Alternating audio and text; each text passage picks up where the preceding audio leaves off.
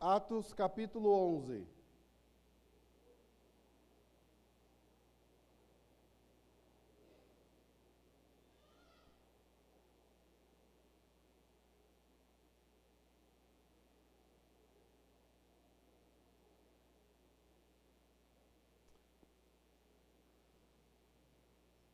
Atos capítulo 11.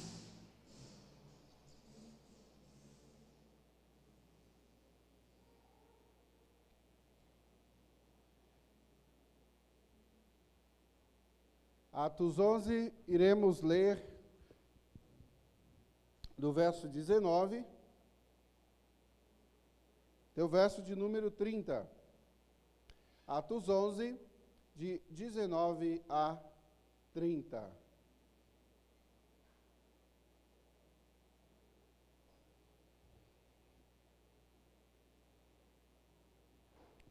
O texto diz assim: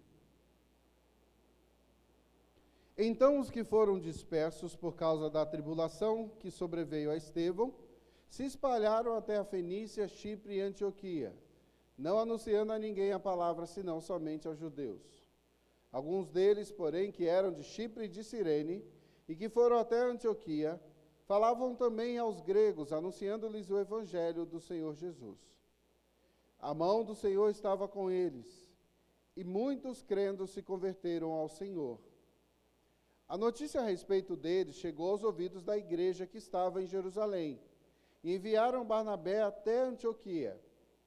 Tendo ele chegado e vendo a graça de Deus, alegrou-se e exortava a todos os que com firmeza de coração permanecem no Senhor, porque era homem bom, cheio do Espírito Santo e de fé, e muita gente se uniu ao Senhor. E partiu Barnabé para Tarso à procura de Saulo. Tendo encontrado, levou-o para Antioquia. E por todo um ano se reuniram naquela igreja e ensinaram numerosa multidão. Em Antioquia foram os discípulos pela primeira vez chamados cristãos. Naqueles dias desceram alguns profetas de Jerusalém para Antioquia. E apresentando-se um deles, chamado Ágabo, dava a entender pelo Espírito que estava para vir grande fome por todo o mundo, o qual sobreveio nos dias de Cláudio. Os discípulos, cada um conforme as suas posses, resolveram enviar socorro aos irmãos que moravam na Judéia. O que eles, com efeito, fizeram, enviando-os aos presbíteros por intermédio de Barnabé e de Saulo. Oremos mais uma vez. Santíssimo Pai, é no nome de Jesus que mais uma vez nos dirigimos a Ti e reverentemente suplicamos que fales conosco.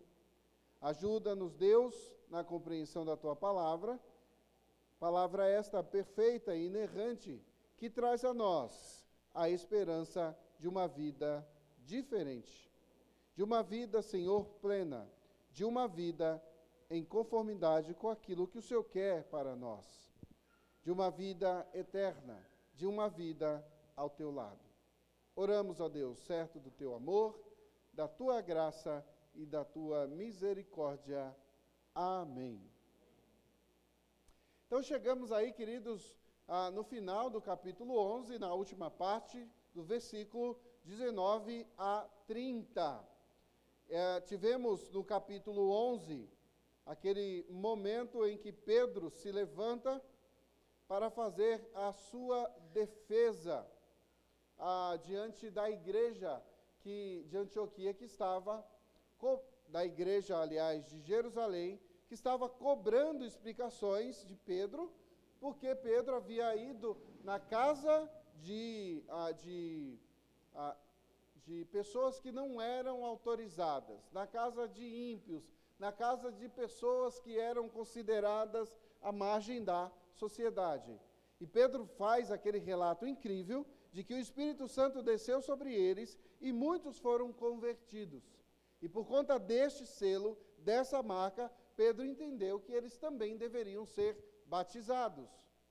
Batizando-os, iniciou-se ali um grande movimento da igreja que vai em direção ao mundo, da igreja que agora estava sendo construída não somente ali em Jerusalém para um único povo, mas de uma igreja que estava expandindo, como o próprio Mestre Jesus ordenou em Atos capítulo 1, verso 8, que deveria anunciar o evangelho em todos os lugares. E termina essa parte no versículo 18, dizendo assim: e ouvindo eles estas coisas, apaziguaram-se e glorificaram a Deus, dizendo: logo também aos gentios foi por Deus concedido o arrependimento para a vida. Então ficou muito, mas muito claro que Deus estava concedendo a graça, a misericórdia a todos os povos, e estes deveriam pregar. E é interessante que o texto inicia já contando com um testemunho incrível, fazendo a gente lembrar do capítulo 8, verso 4. Olha aí, o verso 19. Então os que foram dispersos por causa da tribulação que sobreveio a Estevão, se espalharam até a Fenícia, Chipre e Antioquia, não anunciando a ninguém a palavra, senão somente aos judeus. Então, depois de percebermos o contexto de Estevão, agora nós temos o capítulo 9, capítulo 10, capítulo 11, e na metade do capítulo 11, cita-se novamente o martírio de Estevão. E que ele, a partir de então, estava aí dando esse início com o seu martírio, uma caminhada de uma igreja real, profunda e verdadeira.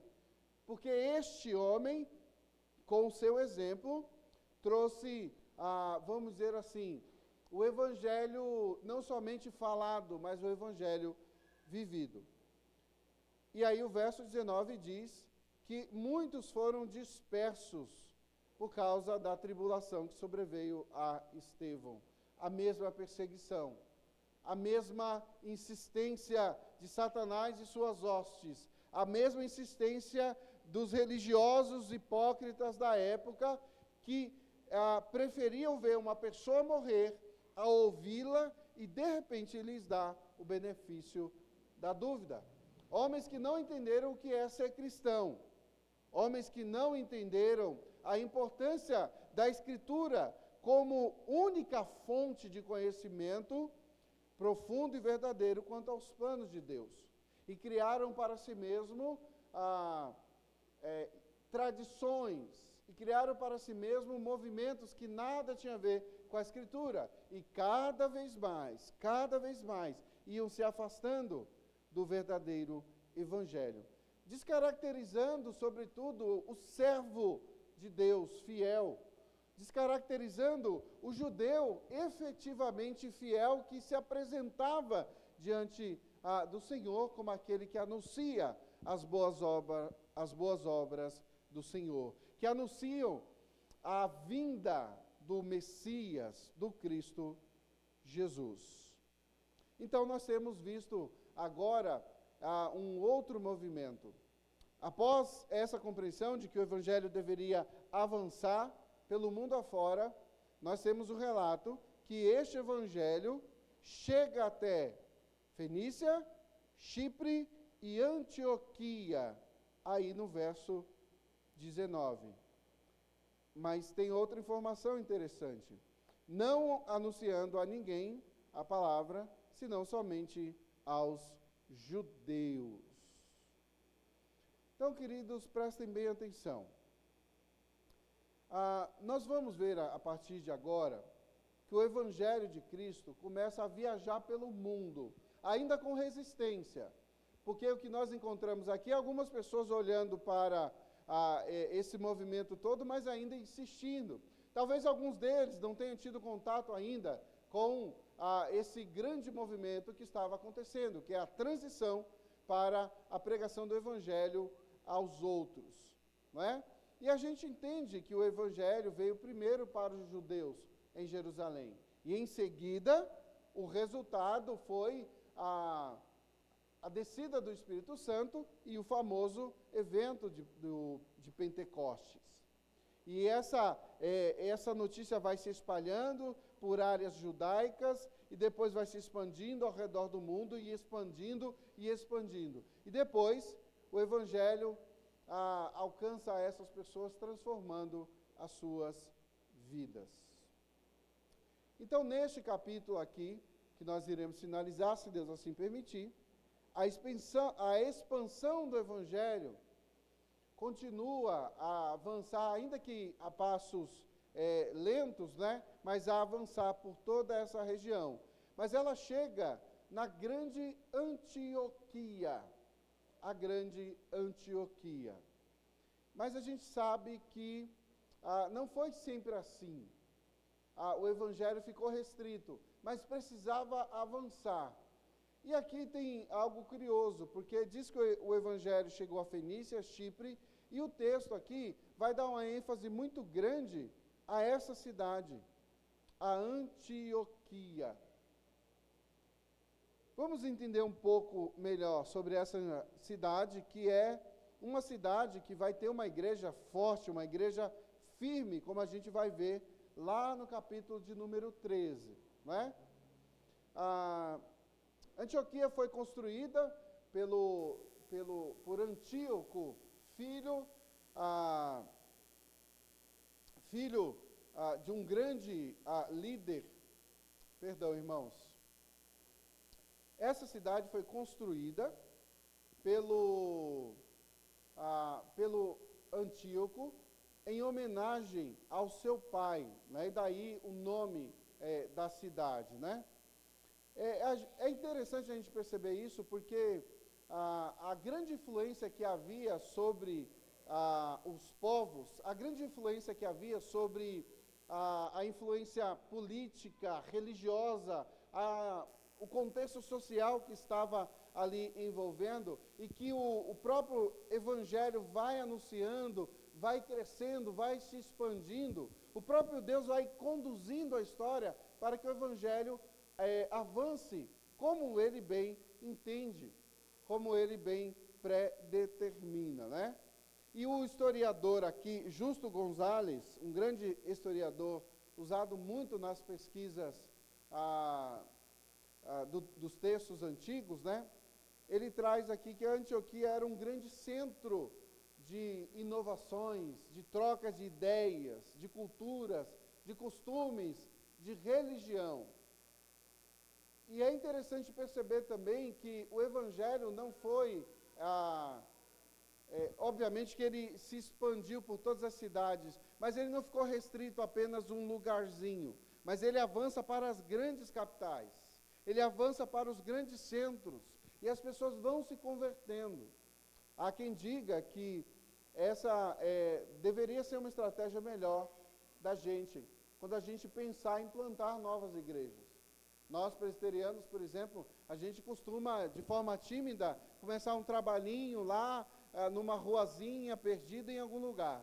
Enquanto outras pessoas, de forma inteligente, começam um trabalho nos grandes centros, em grandes cidades, nas avenidas principais. A gente já falou sobre isso algumas vezes, porque a gente sabe que o Evangelho não prospera pela quantidade de pessoas ou estratégias de marketing. Mas se nós podemos fazer isso, por que nós não utilizamos uma boa estratégia como essa? E o Evangelho chega nessa que era considerada a terceira maior cidade daquele período.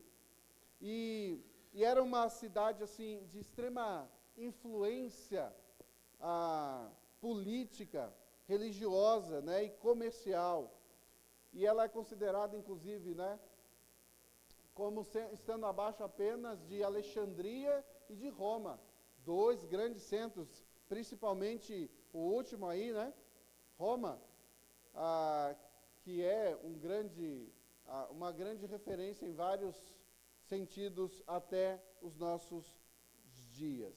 E como toda grande cidade, a Antioquia era uma cidade que tinha como referência também os grandes prostíbulos, uma frouxidão moral muito grande, não havia ali um zelo nesse sentido. Haviam muitas pessoas que estavam perdidas daquele local, né? E não somente isso, mas também era muito corrupta por causa desse negócio, os negócios que tinham lá, uma quantidade imensa de dinheiro que passava por ali. E quando a igreja em Jerusalém ouviu o que estava acontecendo lá em Antioquia, eles enviam uma comissão aí para verificar o que está acontecendo e principalmente incentivar o crescimento da igreja. E esse homem é ninguém mais, ninguém menos que o companheiro do apóstolo Paulo, Barnabé, que para ajudar aí os novos crentes, vai passar um ano em Antioquia, fortalecendo a fé daqueles homens. Outra coisa interessante que nós percebemos no texto é que o evangelho avança de uma forma tão poderosa que haviam muitas pessoas se convertendo. E Barnabé vai para lá e ele não consegue dar conta. Tanto que ele volta para Tarso para procurar Paulo e pedir ajuda de Tarso nesse trabalho, né, que não era ainda o famoso apóstolo Paulo. Então, ele encontra, né, e é interessante que a estrutura do texto grego vai dizer que Barnabé procura com avidez, mas ele procura como se estivesse ali procurando um grande tesouro, não é, por Paulo. Porque imagine, como encontrar alguém naqueles dias? Hoje a gente liga, a gente manda um WhatsApp, de uma forma mais remota a gente escreve uma carta ou manda um e-mail, mas imagine encontrar alguém naquele período. Como deveria ser? Então Barnabé procura avidamente por Saulo. Mas olha o que vem acontecendo enquanto a história vai se desenrolando, enquanto a igreja está atenta às coisas que estão acontecendo, a igreja de Jerusalém, perceba o que Deus está fazendo. Verso 20. Alguns deles, porém, que eram de Chipre e de Cirene e que foram até Antioquia, falavam também aos gregos, anunciando-lhes o evangelho do Senhor Jesus. Enquanto alguns se restringiam a pregar o evangelho somente aos judeus, outros irmãos, como diz o verso 20, alguns deles, porém que eram de Chipre e de Cirene, foram até Antioquia, falando também aos gregos. Verso 21. E a mão do Senhor estava com eles, e muitos crendo se converteram ao Senhor. Ainda que haja resistência da nossa parte no evangelismo e no discipulado, ainda que haja resistência da nossa parte em tratar isso com um pouco mais de urgência, o Senhor faz com que os seus planos se concluam. E o verso 21 deixa claro, a mão do Senhor estava com eles e muitos crendo se converteram ao Senhor. E a notícia a respeito deles, verso 22, chegou aos ouvidos da igreja que estava em Jerusalém e enviaram Barnabé até Antioquia. Então perceba o zelo, o cuidado da igreja com tudo o que está acontecendo. No primeiro momento, sai uma comitiva de 7 homens, os 6 e Pedro, e vão para a encontro de Cornélio. Acontece algumas coisas, aqueles gentios se convertem e a igreja procura saber. Não é assim, que o evangelho, o importante é que continue o evangelho anunciando. Há um zelo, há um cuidado dos irmãos aqui. Eles cobram Pedro, Pedro responde e ele diz, ok, é o Senhor agindo, né? E o trabalho avança. E agora a igreja aqui faz algo semelhante. Manda Barnabé ir verificar todas essas informações. Verso 23. Tendo ele chegado e vendo a graça de Deus, alegrou-se e exortava a todos a que com firmeza de coração permanecessem no Senhor. É interessante percebermos a postura de Barnabé, que quando chega diante dos irmãos, tem uma atitude muito interessante. Tendo ele chegado, vendo a graça de Deus, alegrou-se. e exortava a todos que com firmeza permanecessem no Senhor. Cumpriu o seu papel, que a igreja o havia comissionado. Mas por que ele faz isso?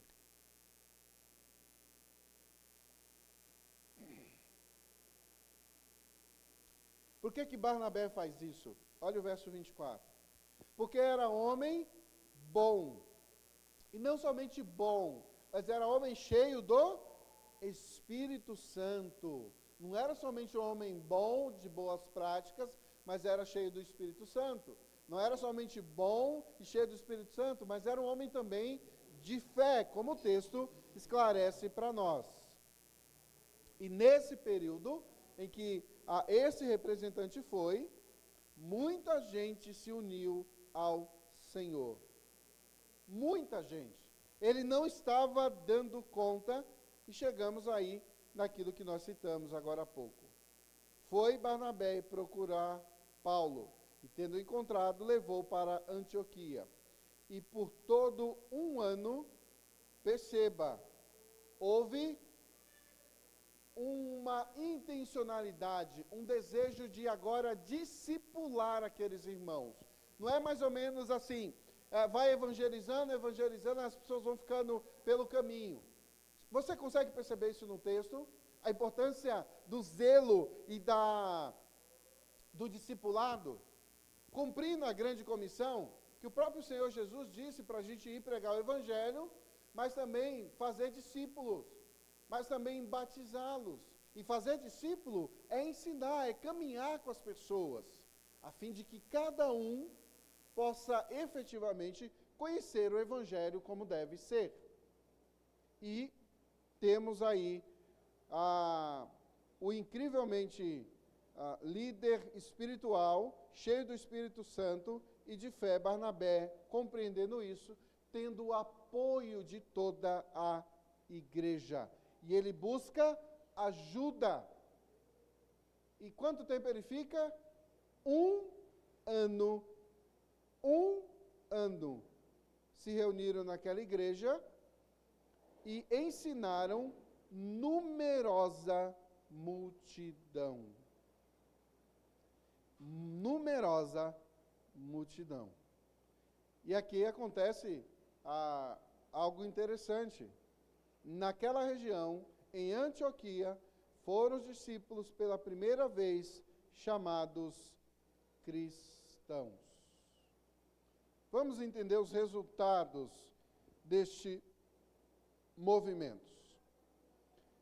Como resultado, os crentes passaram a imitar de tal forma a Jesus.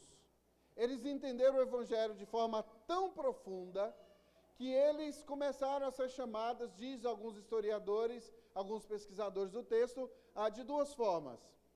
Começaram a ser chamados cristãos porque eles pareciam com Cristo, viviam como Cristo, imitavam a Cristo. E outros vão dizer que esse apelido, vamos dizer assim, seria algo pejorativo.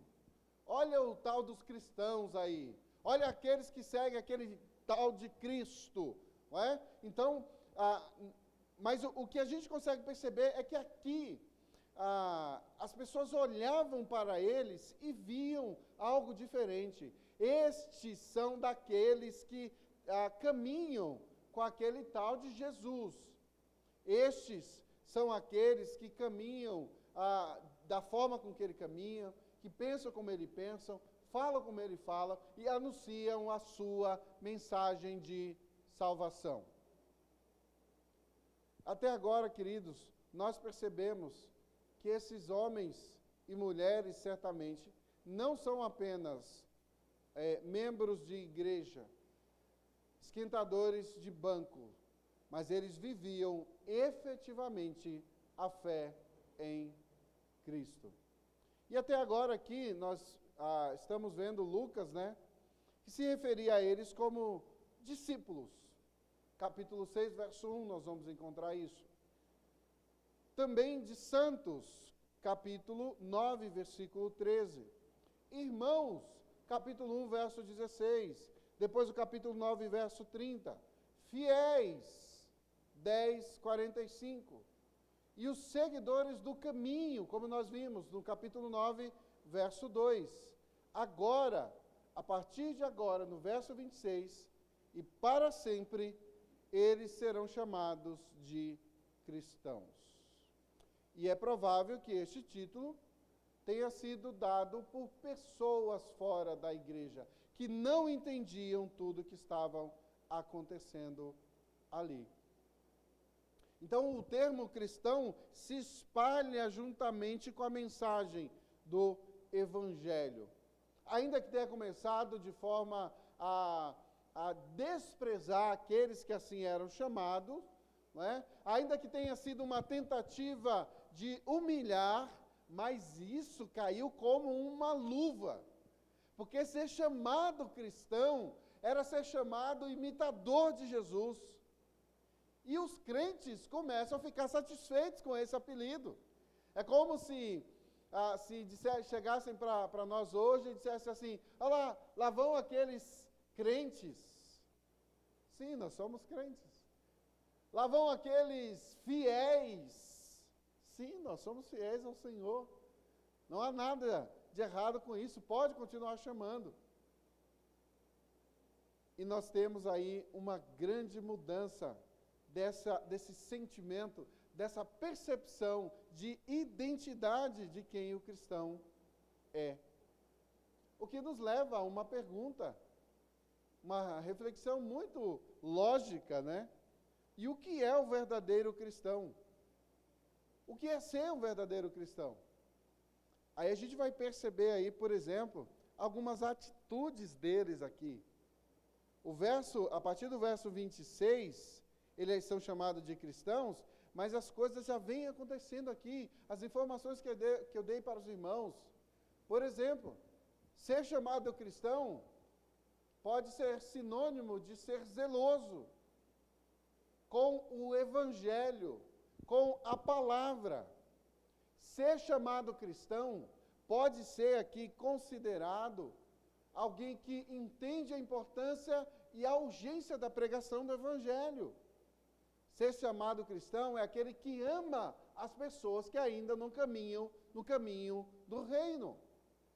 Ser chamado cristão é aquele que olha para as pessoas com misericórdia, porque ele sabe que também é pecador, que também estava indo para o inferno, mas que Deus, na sua infinita misericórdia, olha para nós e nos resgata. O verdadeiro cristão confia em Cristo e não em si mesmo para a salvação. Se você perguntar para a maioria das pessoas se elas acreditam que irão para o céu, a maioria delas diz que sim. Sim, eu vou para o céu. E quando você faz uma pergunta ainda um pouco mais avançada, alguns vão dizer assim: eu vou para o céu sim, porque eu sou uma boa pessoa, porque eu pago as minhas dívidas, as minhas contas, porque eu entendo a importância de ser um bom marido. Só fazendo aquela lista de atividades que são consideradas boazinhas. Isso não tem nada a ver com ser cristão. Na verdade, essas são práticas que deveriam surgir como naturalmente de um cristão. Deveria fluir de nós como o nosso respirar, como o nosso levantar todos os dias pela manhã. Não há mérito para a salvação nesse sentido. Ser um verdadeiro cristão é aquele que entende que depende exclusivamente de Cristo. E alguns, queridos, vão achar, até mesmo entre nós, que vão para o céu porque estão na igreja e foram batizados, obedecem os 10 mandamentos, gostam de vir à igreja, de vez em quando dão dinheiro para a igreja, porque isso aquece o coração, porque quer sustentar a igreja, dando míseros moedas de vez em quando. Não é? Pessoas que se comportam achando que essas boas práticas são práticas que vão fazer Deus sorrir e dizer: poxa vida, olha, até que enfim. Então, é isso aí que eu espero de você. Como se ser conduzido aos céus pode ser sinônimo de boas obras. E obviamente que não. Então o problema, queridos, com essas respostas prontas, claras aqui, é tiram a autoridade de Deus, tiram a misericórdia de Deus, tiram os méritos da cruz de Cristo e vão saqueando tudo aquilo que significa a verdadeira transformação, conversão, que é a partir da misericórdia do Senhor. Então, um verdadeiro cristão é uma pessoa que tem a sua esperança somente em Cristo. E vamos perceber que o argumento bíblico aqui é que nós só podemos alcançar o céu porque somos feitos justos diante de Deus por Cristo Jesus. Somos justificados em Cristo Jesus, não por nós mesmos, não por nossas atitudes boazinhas, mas pelos méritos de Cristo. O verdadeiro cristão sabe que é pecador. O verdadeiro cristão sabe que precisa de ajuda. E Jesus, o Deus homem, fez o que nós não podíamos fazer por nós mesmos. E deu a sua vida como pagamento pelo nosso pecado. Queridos, precisamos relembrar isso. Ser cristão é sinônimo de salvação em Cristo Jesus. Pois essa salvação é um dom, é de graça. Como resultado, o verdadeiro crente vive uma vida de gratidão. Como resultado, o verdadeiro crente vive uma vida de gratidão. O segundo aspecto que a gente pode aprender, que o verdadeiro cristão segue sempre o exemplo de Cristo. Depois de entendermos que um verdadeiro cristão confia em Cristo e não em si mesmo para a salvação, entendemos que o verdadeiro cristão segue o exemplo de Cristo. Aqui nós percebemos e podemos ver que o povo de Antioquia mostrou a evidência da graça, porque um homem experiente, um evangelista experiente, um líder experiente, um missionário experiente, percebe isso ao conhecer essas pessoas. E essas pessoas não somente conheciam o caminho da salvação, mas elas deram provas de que Cristo estava trabalhando em suas vidas. Elas deram provas que um homem experiente viu de largo que eles estavam efetivamente transformados. E é por isso que são chamados assim, dando o exemplo. Algumas pessoas não entendem o Evangelho, queridos. Eles acreditam que podem fazer uma oração num culto bastante emocional, né? E está tudo certo, e podem ser salvos. E depois disso podem viver de qualquer maneira. Entenda algo muito importante a partir daqui. Algumas pessoas nos perguntam por que nós não fazemos apelo. Você sabe o que é apelo? Apelo é que depois, no auge da pregação, o pregador está ali manipulando as emoções das pessoas e quando está todo mundo já emocionado, chorando, repetindo glória a Deus e aleluia, mesmo que de forma automática, ele diz, tem alguém aqui para Jesus hoje? E o fundinho é tocado ali de forma melodiosa. Alguém? Tem alguém aqui para Jesus hoje? Vou falar a última vez. E alguém geralmente emocionado, se o tal pregador for bom, né? Levanta-se ali uma dúzia ou duas de pessoas, e essa pessoa emocionada vem até a frente e aceita Jesus. E na segunda-feira ela está sozinha, porque não houve discipulado, não houve explicação para ela, não houve ninguém caminhando com ela para dizer assim, olha, ser discípulo de Jesus é assim, você precisa se despir do velho homem, você precisa ter uma nova postura, você precisa respeitar a sua esposa, você precisa cuidar bem dos seus filhos, você precisa trazer seus filhos para a igreja, você precisa caminhar com a Escritura, ler a Escritura diariamente, você precisa orar. O básico de um bom cristão. Mas ele foi apenas levado por um sentimentalismo. Se houve conversão efetivamente, o Senhor vai conduzir. A parte desses cafajestes, desses bandidos que têm anunciado um outro evangelho, um evangelho descaracterizado e desprovido de Cristo. Isso é muito perigoso, terrível, porque algumas pessoas estão a passos largos para o inferno, dentro das igrejas, achando que são crentes. Na primeira grande dificuldade, na primeira grande tribulação, essas pessoas não resistem. Esses homens e mulheres não resistem. Por quê? Porque foram levados a isso, foram impulsionados de forma irresponsável. Algumas pessoas nos procuram aqui após visitar a igreja. E agora, o que eu faço? Como é que a gente faz para fazer parte e tal? Simples, continue vindo à igreja. Ué, mas é só isso? Simples, continue vindo à igreja. Ué, mas não... É isso aí. Continue vindo à igreja.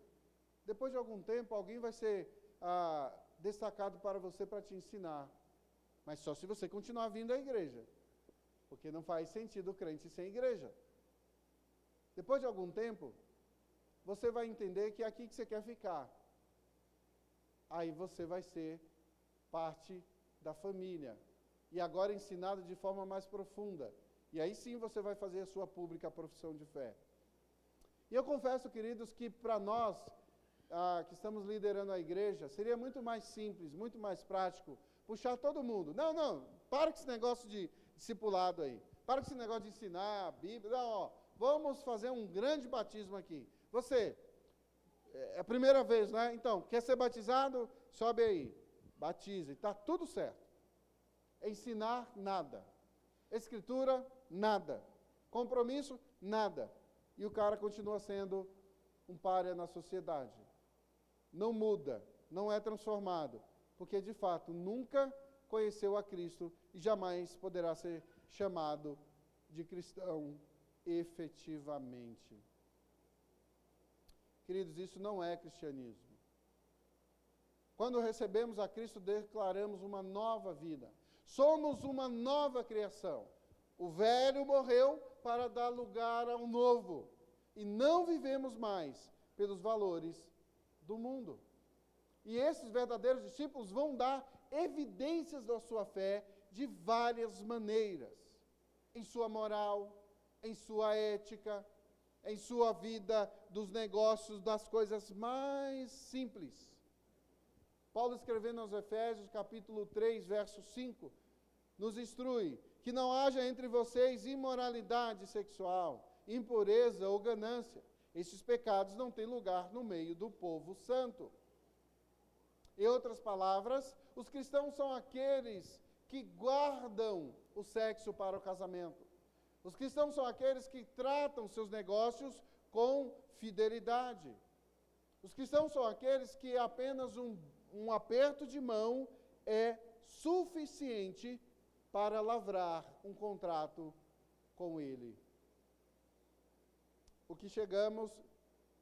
que nos leva ao terceiro e último aspecto. O verdadeiro cristão dá, ao invés de retirar, ele abençoa a vida dos seus irmãos. Olha o que diz aí o verso de número 27. Verso de número 27.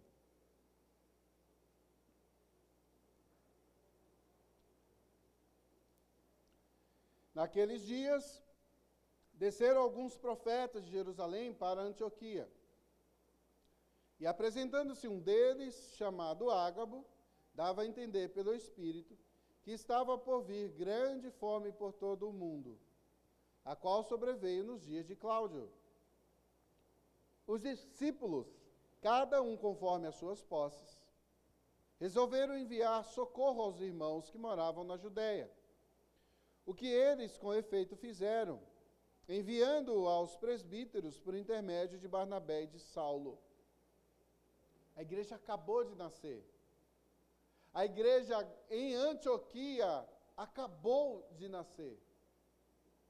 E agora, essa igreja recém-nascida estava dando dinheiro para abençoar os irmãos da região da Judéia que estava passando fome. O profeta chamado Ágabo, aqui nós temos parcas informações sobre quem de fato é este homem aqui, mas o que dá a entender é que ele fez de fato, apresentou uma profecia. Por que a gente sabe, e pode ter certeza que de fato foi uma profecia? Porque o texto diz que estava por vir grande fome por todo o mundo, a qual sobreveio nos dias de Cláudio. É importante a gente ressaltar que nos textos antigos, a referência aos reis, aos monarcas, era de suma importância para datar o evento. Se a gente for pesquisar um pouco mais, nos livros históricos, até mesmo os livros fora da Escritura, nós vamos encontrar registros deste Cláudio, que foi o líder naquele período e que marcou, trouxe como um marco histórico esse evento aqui. Quando aconteceu isso? Quando Bolsonaro era presidente. Como assim? Espera aí, então ele governou o Brasil de tal período até tal período. Então a gente sabe. Até quando? 2018 a 22. Então foi nesse período que aconteceu? Foi nesse período que aconteceu. E essa prática é tão antiga e acontece até os nossos dias. Não é? No relato histórico, procura-se fontes fidedignas para embasar a história que está se escrevendo. E é isso que Lucas está fazendo aqui, dando a certeza, reafirmando. Ágabo disse que iria acontecer e efetivamente aconteceu. Não foi apenas uma profecia solta, que não aconteceu e ninguém sabe se aconteceu ou não. Ele diz, e aconteceu nos tempos de Cláudio, dando aí um marco histórico. Verso 29.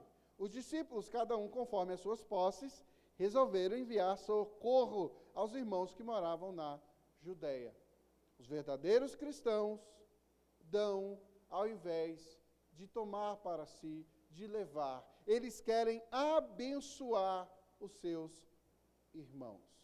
E este é o registro de que a primeira igreja cristã estava totalmente compromissada com o ministério de misericórdia.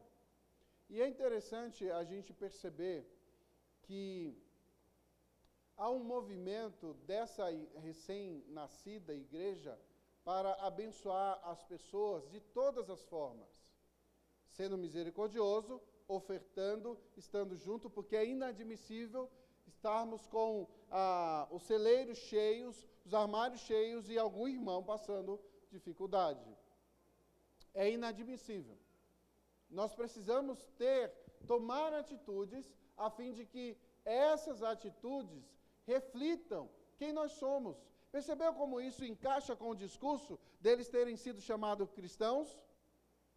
Eles são imitadores de Cristo nos mínimos detalhes. Eles entenderam a mensagem da pregação. Pois ser um verdadeiro cristão significa encorajar, alcançar os perdidos, significa aliviar a dor e o sofrimento dos nossos irmãos e irmãs. Precisa envolver-se de forma local, de forma nacional, de forma internacional, para que eles sejam abençoados, para que o Evangelho chegue, transforme, mude a vida daquelas pessoas. Assim aconteceu em Antioquia e Jerusalém, o que formou uma base para a grande expansão missionária que estava por acontecer. No capítulo 13, se você virar uma folhinha só, você vai perceber que na primeira grande viagem missionária, nós encontramos agora a igreja de Antioquia enviando profetas, relatando que havia profetas, mestres, dentre eles Barnabé, Simeão, por sobrenome Níger, Lúcio de Cirene, Manaém, que era um colasso de Herodes, o tetrarca, né, e Saulo. E servindo eles ao Senhor, jejuando, disse o Espírito: separai-me agora Barnabé e Saulo para a obra as que os tenho chamado. Então, jejuando e orando, e impondo sobre ele as mãos, os despediram. A igreja de Antioquia poderia dizer assim: não, vamos deixar Paulo e Barnabé aqui para nos ensinar ainda mais. Mas a igreja de Antioquia entendeu que ela tinha que abençoar as nações. Ela entendeu a mensagem de Deus, de que deveria o evangelho chegar em todos os rincões mais distantes do mundo. Percebeu que eles dão aqui o melhor da igreja. Os mestres, os doutores, os profetas eram incentivados, sustentados a sair e pregar o evangelho. O Senhor quer que nós o sigamos. O Senhor quer que nós sejamos chamados de cristãos, sim, ainda que de forma pejorativa. Você é bobo, fica dando dinheiro para sustentar pastor. Você é bobo. Domingo você deveria estar onde? Na praia, no estádio de futebol. Você deveria estar curtindo a vida, como se de fato essa vida que eles vivem seja vida.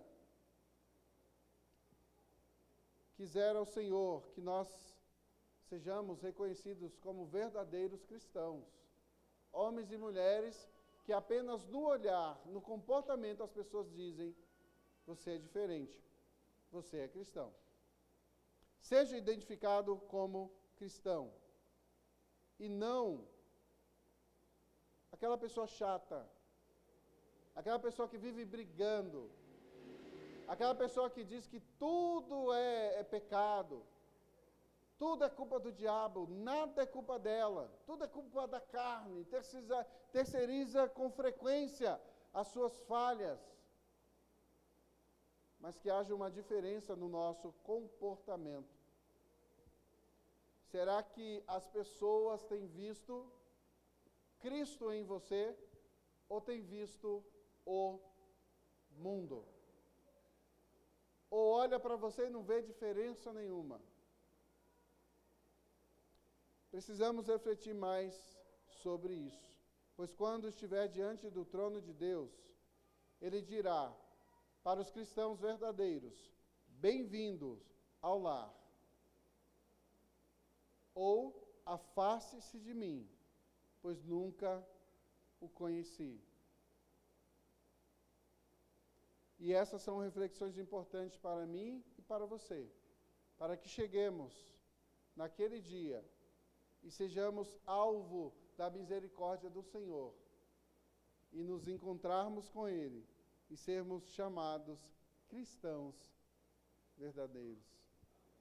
Que Deus nos abençoe, nos fortaleça e nos conduza a uma vida de piedade, de zelo, de amor, de propagação do Evangelho, do apoio mútuo, do incentivo, do financiamento da pregação do Evangelho. Curve sua cabeça e vamos orar mais uma vez.